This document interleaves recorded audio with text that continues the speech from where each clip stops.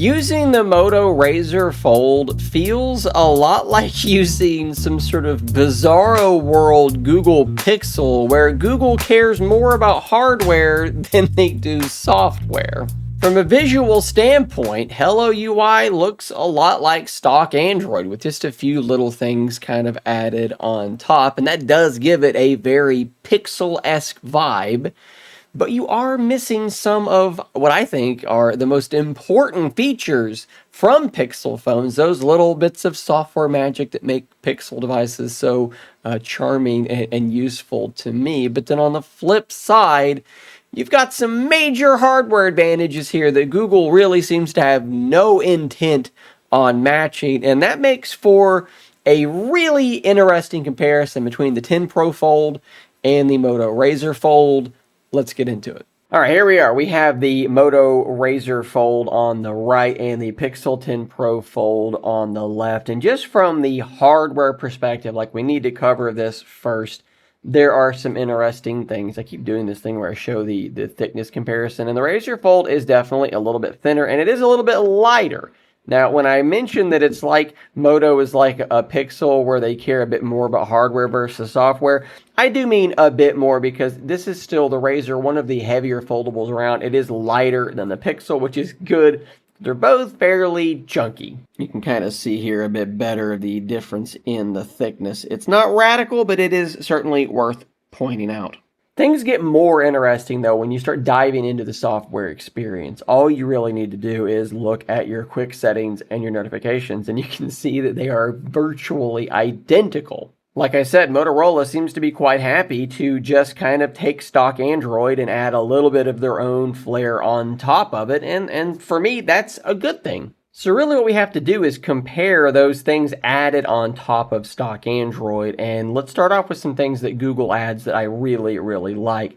With Gboard, their voice typing is better than on any other device as far as I'm concerned. There are so many additional features, but for one, it is just so fast and so accurate. You have your voice commands where you can just sort of say things like send or stop, and that's going to happen. It is, again, the best voice typing of any device, and it's okay. It's perfectly fine over here on the Razr, but it's not as good as it is on the Pixel. Now, I do want to point out that you do have the little writing tools thing, which will help you do quick corrections. It's going to scan it for grammar errors, for spelling errors, and that is really, really good to have. But typing, in particular dictation, still going to be better on the Pixel.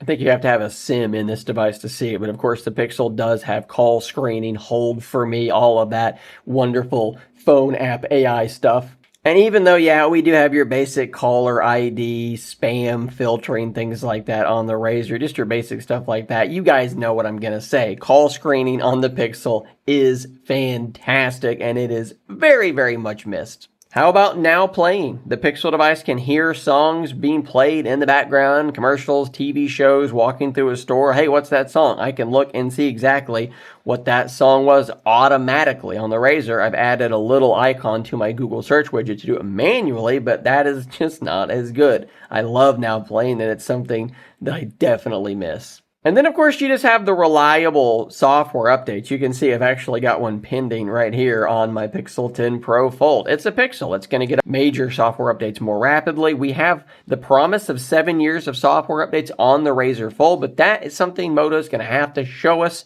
for us to, I think, be reasonable in believing. Not that I think they're lying about 7 years, but what does 7 years mean? 7 years of updates that come every 6 months, not really all that useful. And just in general, I think it's reasonable to expect the Pixel software to be a bit more stable and a bit more bug-free. I've got like one really big irritation with the Razr Fold, and I can kind of show you here. This is a widget for an app called Gradient Weather, and you can see that it's not rendering correctly. It looks really strange. The Fitbit, or I guess Google Health widget, does the same thing.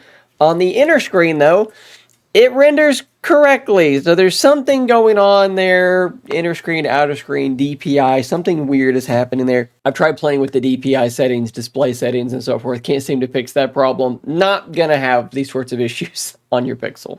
But of course, there's a bunch of stuff that Moto has added on their side. How about like an active stylus, leaning into the hardware over software approach? That's something that I think quite a few Pixel users might be interested in having. But there's more than that. There is software stuff as well. Let's just jump into multitasking. This is not going to be like a deep dive into multitasking. I just want to show you that Moto has a lot more options. So let's just jump into split screening. We'll grab an application. We'll go into this sort of carousel view. How about that? Let's go into our app drawer and we're going to grab another application, add it to this carousel. So now we're cycling between all of these applications, and then why not? Let's grab another application. We'll just grab Discord, open it up in a freeform window. And by the way, I can open up about 50 of these freeform windows all at the same time. There is so much flexibility. Whereas over here, really all you can do is open up a couple of applications side by side, and that's really going to be about it. The closest thing to a floating window you can do, I don't think is actually on this device yet, is the ability to put things into this little floating bubble. It can pop up and you can see it on the screen. Then when you try to do something else, it's going to minimize it. It's not a true floating window that can stay in view at all times. There is a massive gap in terms of the productivity features between these two devices. Moto just has way more. Both of these devices do have a desktop mode when they're plugged into an external monitor or a lap dock like this, and I do think that the Pixel desktop mode has definitely come a long way. You can see that it is still struggling with a 16 by 10 monitor. There's some other things that just aren't quite right yet, like getting into your notifications is a little bit weird because it just looks like a phone stretched out. Like, it's fine. It's absolutely passable. It is absolutely usable. But when you compare it to what Moto has, there's just not much of a competition. I mean, you've got the trackpad thing on your screen. That's pretty cool. How about, your notifications? I just mentioned, rather than having like a weird stretched out phone screen, you have something that's a lot more reasonable, a lot more proper. And of course, you can do everything you could do in a desktop mode. You've got your windows here. You can pin stuff to one side. You can resize things. It's just a much more feature complete desktop mode, and that's because they've been working on it for longer. I talked about the stylus. That's a hardware thing, but there's more in terms of the hardware stuff. The battery. I mean, this is a 6,000 milliamp hour battery. This is a little over 5,000. This is a Tensor processor, even though this is not a Snapdragon Elite processor. It is a Snapdragon, and the performance is better. When you put these things through benchmarks, it performs better. It is better thermally speaking as well. And the battery life is significantly better. This is a device that I'm ending the day with like 40% of my battery remaining. The Pixel gets me through the day, but not with nearly that much sort of headroom to play with. Photography is like the perfect intersection of great hardware versus great software, because Moto has far superior camera hardware, but you would assume it's a Pixel. It's going to take better photos because they're going to have better processing. Well, let's take a look at some samples and see how true that actually is. As we go through these, notice that you can see the name of the camera, the phone being used right up here in the top right-hand side. This is the first shot with our Moto Razr Fold, and you're going to notice through these, the Moto does like to be a lot brighter. I do wish that you could sort of like lower that exposure, like an EV slider that you could save in place would be nice, but it is what it is for now. It's just a very, very bright camera. If we zoom in over here, what I want you to do is kind of pay attention to the text, the writing on this bottle, and also pay attention to these individual bits of fur on that lion. Go to the Pixel 10 Pro Fold image. It is definitely dimmer. Like I mentioned, exposure looks a bit different on the sign. But if we zoom in and look at the wording here, it just is a bit noisier, a bit harder to read, and we definitely have less detail over here on the line. It has a bit of that over-sharpened look going on. And if you paid attention to where it said U green on this battery bank, big noticeable difference there as well. This shot is a difficult one because you have something bright in the foreground and something bright in the background, and the Razr just absolutely handles it better. Look at what the Pixel came up with. It's way dimmer than it should be. Sometimes the Moto might be too bright, but hey, this time the Pixel is actually too dim. And if we look at some of this finer detail, zooming in a little bit, look at the plant, look at Ugreen, look at the noise that is being added to this, and then we switch back to the Razr, I think it's pretty easy to see that there is a noticeable difference here. The Razr just has more detail, less noise, and in this instance, better exposure. This is a 2x digital zoom, so we're using that primary sensor, and I think both look okay. What I want you to really pay attention to is the detail on this piece of this plant, this part. Is that a leaf? I don't think that's technically a leaf. I don't know. Also pay attention to the texture of the soil And what you're going to notice is that the Pixel is kind of really struggling here. Again, a lot of noise. Look at how noisy that is.